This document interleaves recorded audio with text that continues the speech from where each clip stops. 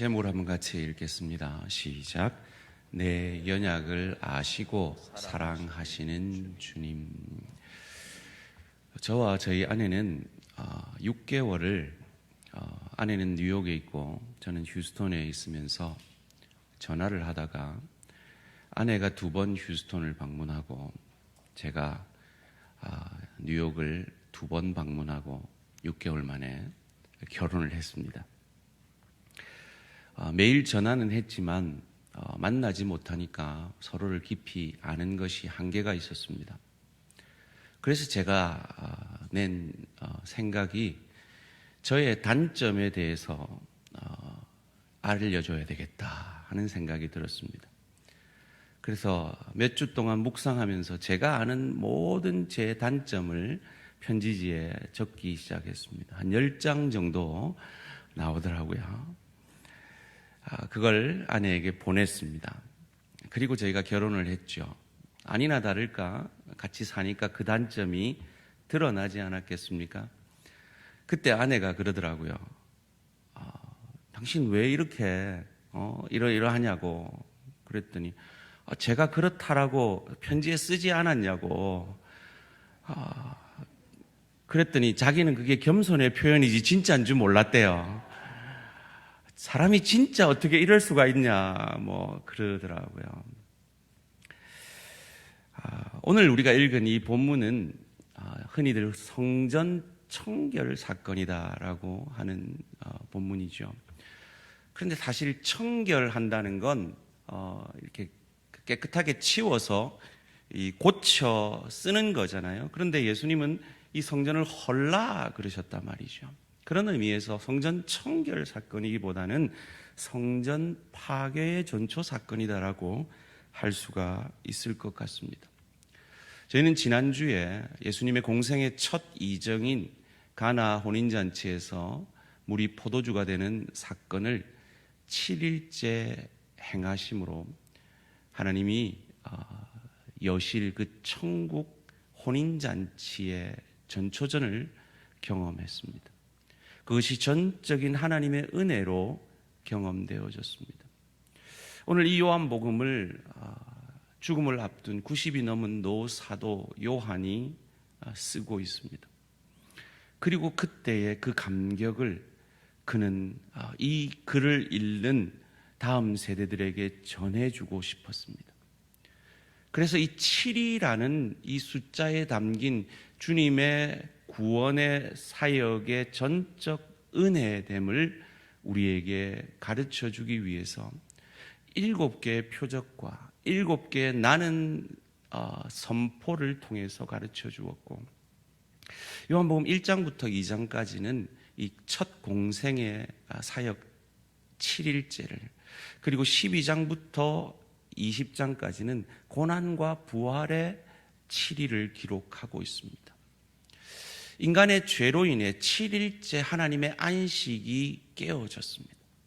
그래서 인간을 구원하시기 위해 재창조를 위해서 하나님께서 일하시는 날이 7일째인 거죠.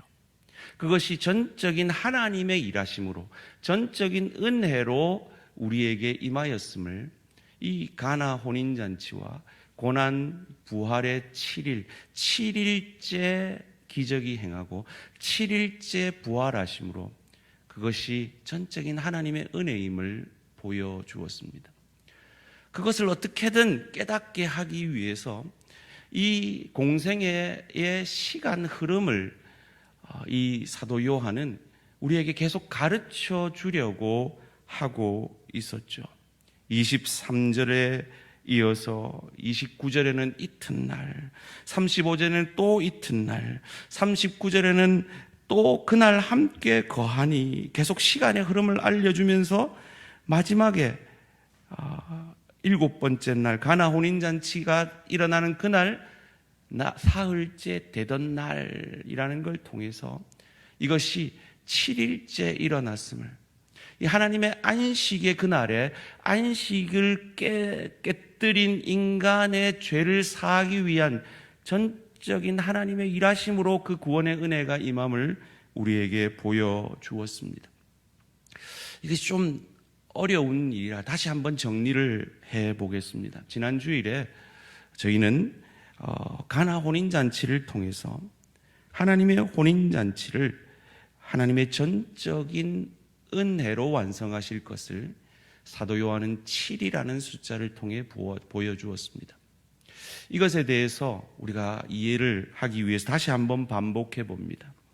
요한복음은 7개의 표적과 7개의 나는 선언과 1장에서 2장의 공생의 첫 7일과 12에서 20장의 고난과 부활의 7일을 통해서 이 7일째 하나님의 안식의 날에 인간의 범죄함으로 그 안식이 깨어졌기에 인간을 구원하시기 위해, 인간을 재창조하시기 위해 이 7일째 하나님이 일하심을 통해서 공생의 첫 7일째는 물이 포도주가 되게 하는 표적을 통해서, 그리고 이 고난과 죽음의 그 7일 가운데서는 7일째 죽음에서 부활하심을 통해서 우리가 구원받은 것이 하나님의 전적인 은혜인 것을 보여주었고, 그래서 주님이 부활하신 이날, 이 아침에 저희는 예배하러, 그 주님의 은혜를 찬양하러 나온 것입니다.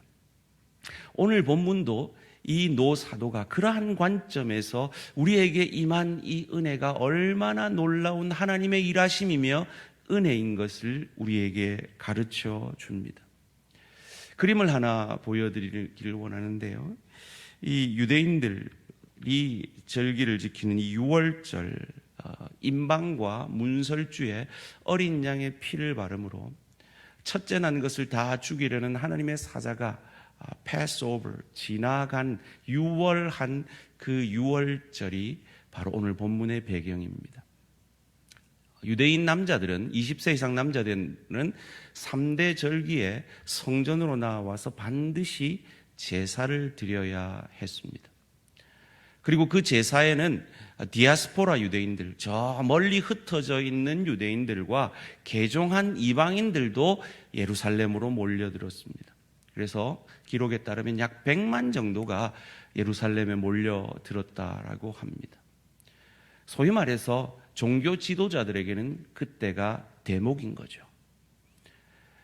멀리서 성전으로 오는 사람, 그리고 가까이서 오는 모든 유대인들이 성전에 들어가려고 하면 반세겔, 그러니까 이틀치의 그 품삯에 해당되는, 우리 돈으로 하면 20만 원 정도 되겠죠. 그 20만 원 정도 되는 돈을 내어야 성전에 들어갈 수가 있었습니다. 그리고 그때 유통되던 화폐는 황제의 얼굴이 그려져 있었습니다. 그것이 우상숭배라고 하여서 그 돈은 받지 않고 이 성전에서 이 세겔로 바꾸었는데, 그 환전할 때 그 환전 수수료로 50%를 부과합니다. 그걸 누가 하느냐? 그때 이 유대를 다스리고 있던 사두개인들이 주축이 되었던 그들이, 사내들인 공의의 의원들이 그것을 감당하고 있었습니다. 그리고 제사하는 제물을, 이 제사에 합당한 흠이 없는 제물이라는 것을 판결을 누가 했느냐?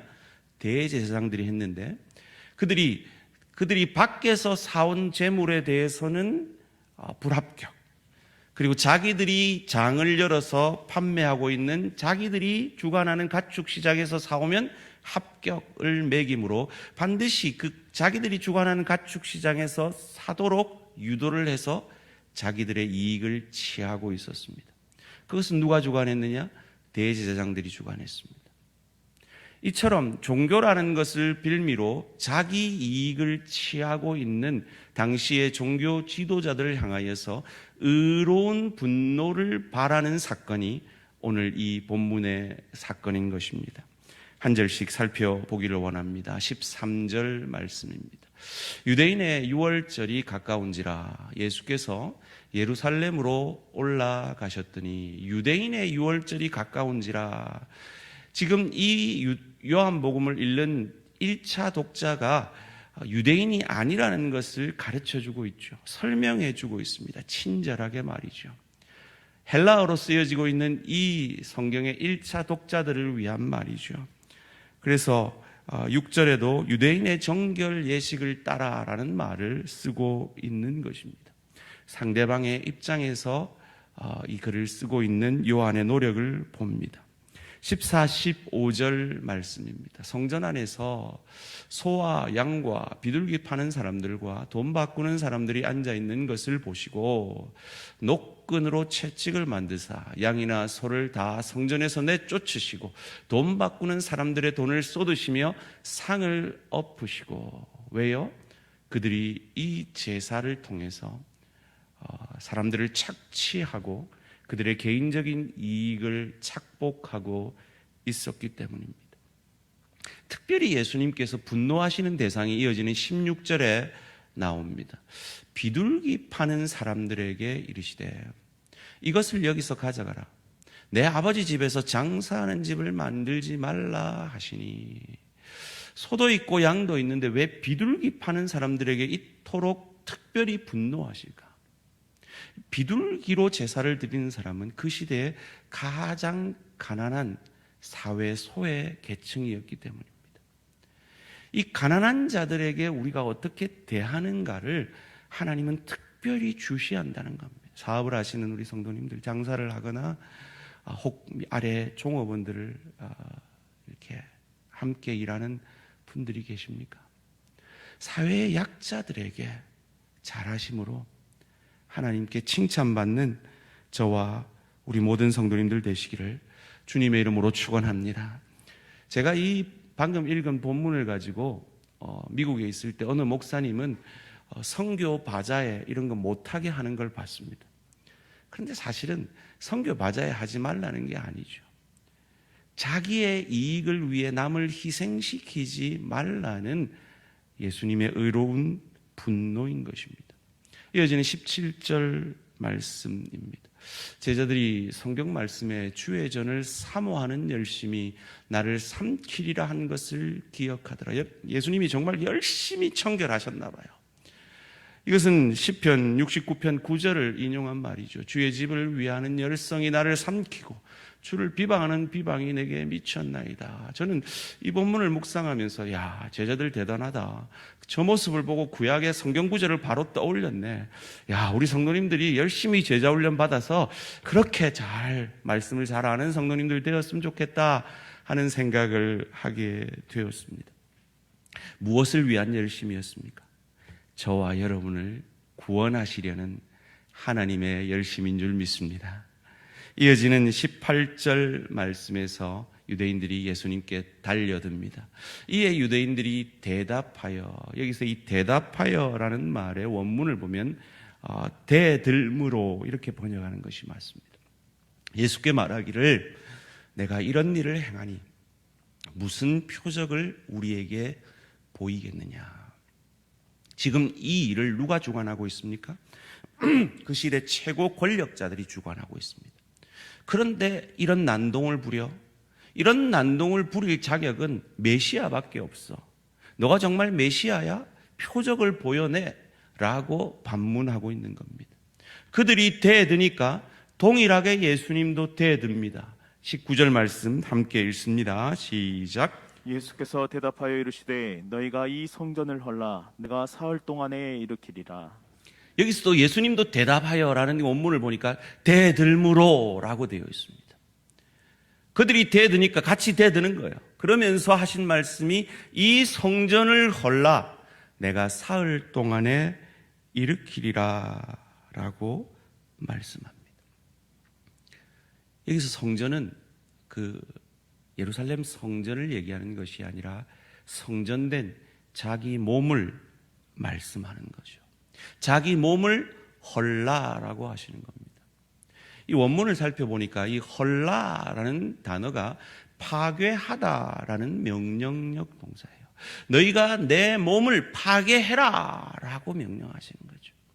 그리고 다시 일으키리라라는 이 일으키리라는 다시 살리다라는 미래직설법 능동태 동사, 즉 스스로 내가 다시 살아날 것이다 라는 뜻으로 말씀하고 있는 것입니다.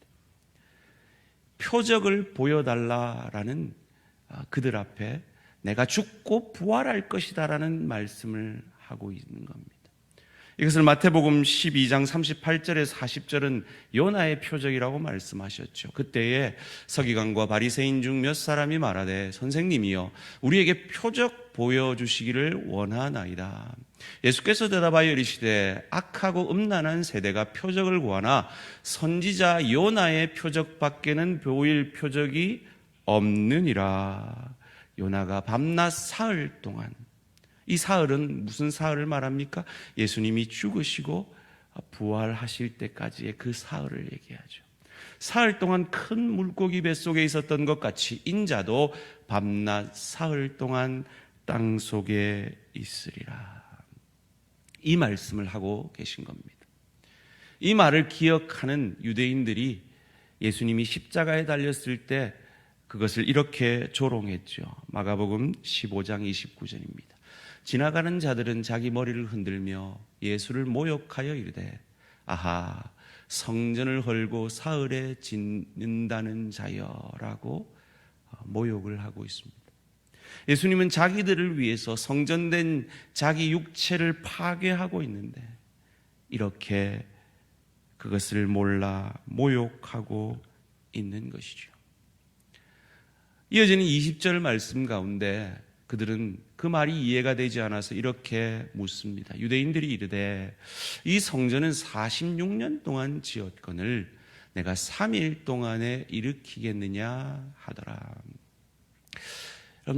우리가 읽은 이 성전 청결 사건은 다른 복음서에서는 예수님이 죽으시기 직전에, 즉 공생애 3년째 행한 것으로 기록되고 있습니다.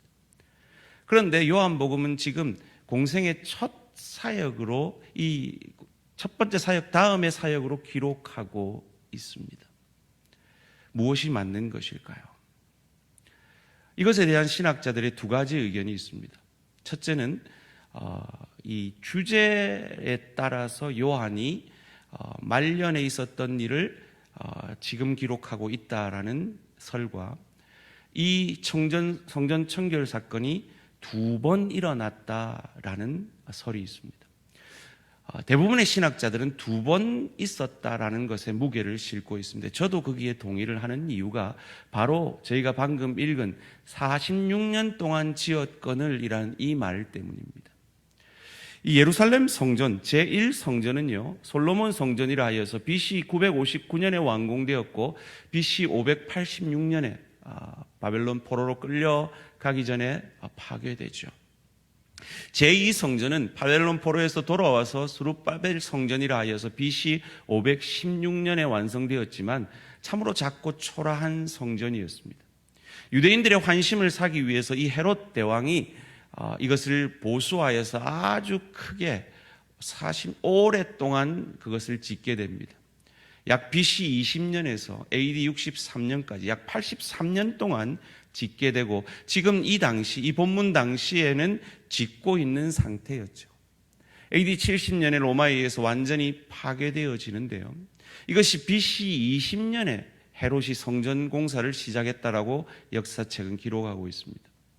그리고 예수님의 탄생을 BC 4년에 있었다라고 보면 예수님이 공생애를 30살에 시작했다라고 하면 46년, 즉 공생애 초기에 이 성전을 말하고 있다라는 것이 정확하게 들어맞기에 이것이 2번 기록되었고 이것을 처음 일어난 사건을 요한은 기록하고 있다라고 이해하는 것이 맞는 것 같습니다. 3년 뒤에도 예수님이 똑같은 일을 하십니다. 무엇을 할 수 있습니까? 자기 이익에 눈먼 이 종교 지도자들은 그 3년 동안 아무 변한 것이 없다라는 것이죠. 왜 예수님께서 세상 죄를 지고 가는 하나님의 어린 양으로 이 땅에 오셔야 했는지를 그들이 보여주고 있는 것이죠. 우리가 방금 이해한 그것을 예수님이 친히 말씀해 주십니다. 21절 말씀입니다. 그러나 예수는 성전된 자기 육체를 가르쳐 말씀하신 것이라. 이것을 이 가나 혼인잔치를 통해서 믿었던 제자들이 이해하고 믿을 수 있었을까요? 이어지는 22절이 그것이 아님을 우리에게 가르쳐 줍니다. 죽은 자 가운데서 살아나신 후에야, 성령 받은 후에야 제자들이 이 말씀하신 것을 기억하고 성경과 예수께서 하신 말씀을 믿었더라. 이 성전 청결 사건이 자기의 죽음을 말하고 있음을 제자들도 유대인들처럼 알아듣지 못하고 믿지 못했다는 겁니다. 말씀드린 대로 방금 전에 가나 혼인잔치를 통해서 믿었다가 다시 믿지 못하고 3년 내 반복되는 사건이죠. 예수님의 표적의 사건을 보고 믿었더라. 그런데 또 넘어지고, 그것이 바로 제자들의 모습이며 우리의 모습인 것입니다.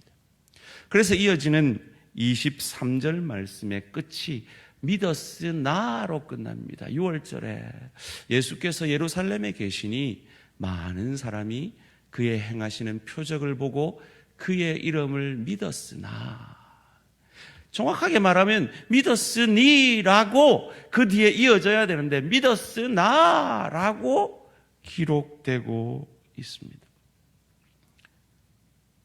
그 뒤에 예수님이 뭐라고 얘기하십니까? 24절 말씀입니다.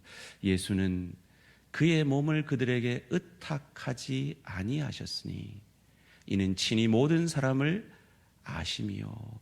22절에 제자들이 예수를 믿었더라. 23절에 무리들이 예수를 믿었더라라는 그 동일한 원문이 그들에게 의탁하지 아니하고 하는 이 의탁이라는 원문과 동일한 원문입니다. 무슨 말입니까? 예수님도 제자들을 믿지 않았다라는 것입니다. 왜요? 사람이 어떤 존재인지 아셨기 때문입니다. 여러분, 저를 한번 따라해 보실래요? 사람은 믿음의 대상이 아니라 사랑의 대상입니다. 예수님은 이것을 아셨던 거죠. 25절이 그것을 말하고 있습니다.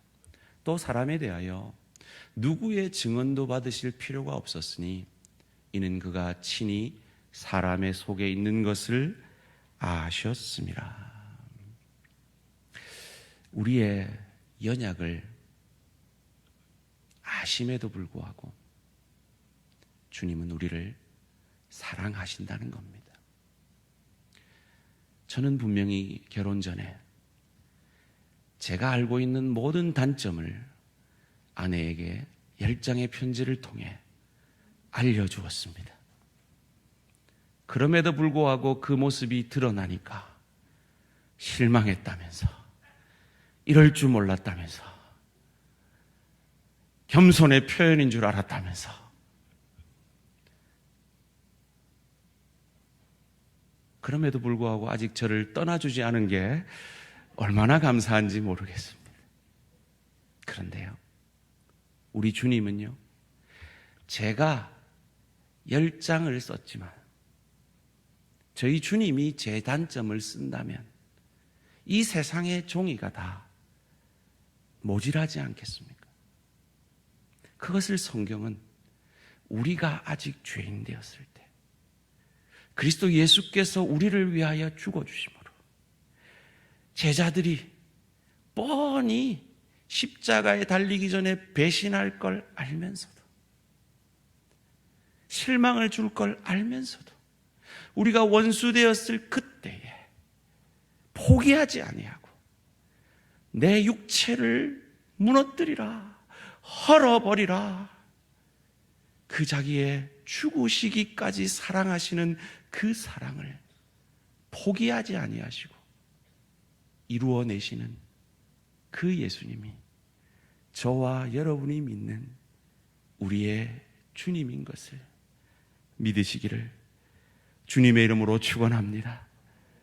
그 주님이 포기하지 아니하시고 그 사랑을 완성하신 날이 7일째 부활의 날이고, 그 주님의 그 부활의 날이 너무 감사하고 기뻐서 우리가 주님이 부활하신 이 날 함께 모여 2000년 동안 그 하나님을 예배하고 있는 것입니다.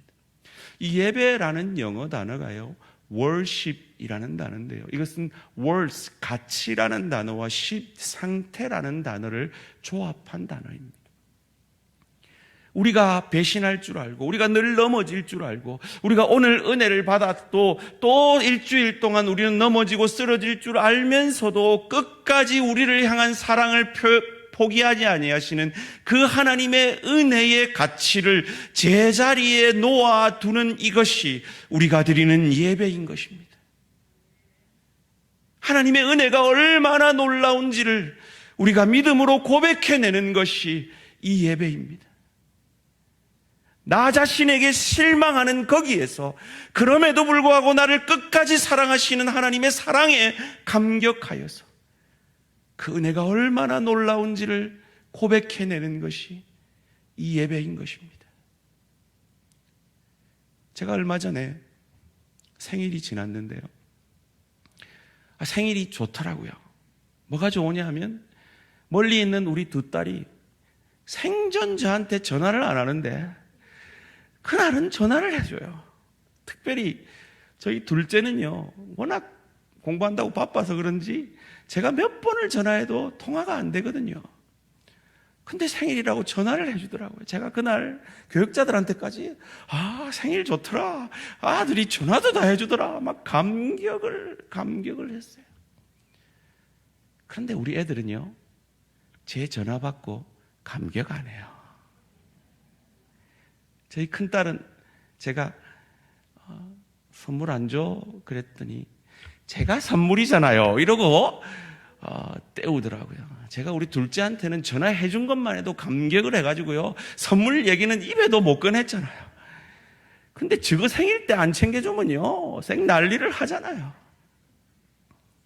그런데 손수건 하나라도 생일이라고 가져오면 평생 입혀주고 먹여주고 해놨는데도 그것도 감동 안 하는 그 아들한테 그 손수건 하나에 감동을 하는 게 부모의 마음이잖아요.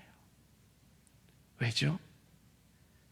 부모의 자녀를 향한 사랑은 기대하지 않는 사랑이기 때문입니다. 우리 하나님의 저와 여러분을 향한 사랑이 바로 그와 같은 사랑이기에 우리가 늘 실망을 끼쳐드리고 우리가 늘 넘어지고 쓰러짐에도 불구하고 하나님은 우리를 향한 사랑을 포기하지 아니하시는 겁니다. 예수님은 자신이 성전이라고 말씀하고 있습니다. 그리고 그 성전된 예수님이 저와 여러분 안에 구주로 임하셨습니다. 그러기에 우리가 성전되었습니다. 그럼 요한복음 3장 16절을 한번 같이 외워볼까요? 시작. 하나님이 세상을 이처럼 사랑하사 독생자를 주셨으니 이는 그를 믿는 자마다 멸망하지 않고 영생을 얻게 하려 하심이라. 이건 외우죠. 띄우지 마시고요. 자, 고린도전서 3장 16절을 외워볼까요? 시작. 아무도 못 외우잖아요.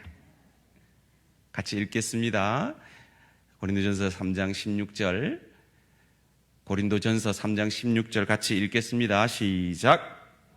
너희가 하나님의 성전인 것과 하나님의 성령이 너희 안에 계시는 것을 알지 못하느냐. 성전된 예수님이 우리를 지극히 사랑하셔서 성전된 자기 육체를 파괴하시고 다시 사흘 만에 일으키심으로 부활하심으로 예수를 저주할 자라, 자기 죄 때문에 죽은 자라 아니하고 내 죄 때문에 죽은 나의 주 나의 하나님으로 고백하는 저와 여러분 안에 오셔서 우리를 성전되게 하심을 믿으시기를 주님의 이름으로 축원합니다. 장사치 같은 대제사장과 이 사두개인들의 모습이 한 주간 이기적으로 가정에서 살며 이기적으로 일터에서 살며 때로 이기적으로 주의 교회에서의 내 제된 모습을 보이는 우리임에도 불구하고 그런 우리를 끝까지 포기하지 아니하시고 사랑하셔서 우리를 하나님의 성전 되게 하신 그 주님의 은혜로 인하여 주님께서 우리에게 복이 되어 주신 것처럼 성전된 우리가 주님의 영이신 성령으로 충만하여서 이 한 주간도 가정에서 사역함으로 일터에서 주의 교회를 주님을 대신하여 사역함으로 주의 교회에서 이 주님의 몸된 교회를 주님을 대신하여 사역함으로 성전된 나를 통하여 예수님이 우리에게 그러하셨듯이 복이 흘러가고